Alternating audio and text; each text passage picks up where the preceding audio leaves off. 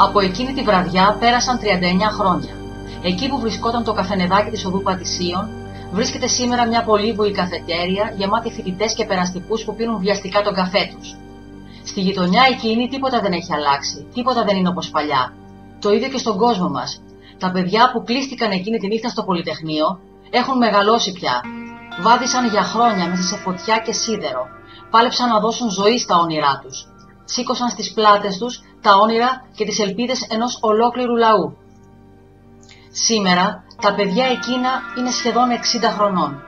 Οι περισσότεροι βαδίζουν και ζουν δίπλα μας, ανώνυμοι και σεμνοί. Αποφεύγουν να μιλήσουν πολύ για εκείνες τις ημέρες. Αρνούνται να εξαργυρώσουν τον αγώνα της νιώτης τους.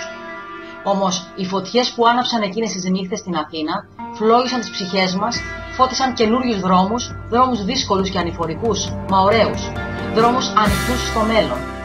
Σε αυτούς τους δρόμους βαδίζουν σήμερα εκατομμύρια άνθρωποι σε όλο τον κόσμο, για μια καλύτερη ζωή, για ψωμί, παιδεία, ελευθερία, δικαιοσύνη και ειρήνη. Σε αυτούς τους δρόμους βαδίζουν εκατομμύρια νέοι που διαδηλώνουν για ειρήνη και ελευθερία από τη Νέα Υόρκη έως την Παλαιστίνη και από το Λονδίνο ως την Αθήνα.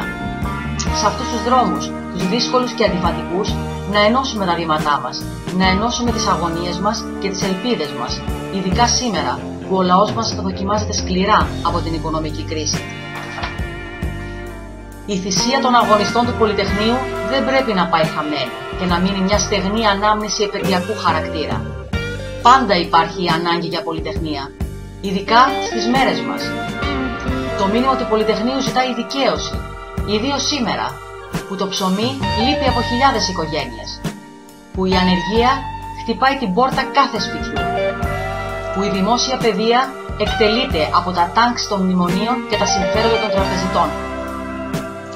Ο αγώνας για ψωμί, παιδεία, ελευθερία και κοινωνική δικαιοσύνη πρέπει να συνεχιστεί και να δικαιωθεί. Είναι η υπόσχεσή μας στην νεολαία του Πολυτεχνείου του 1973.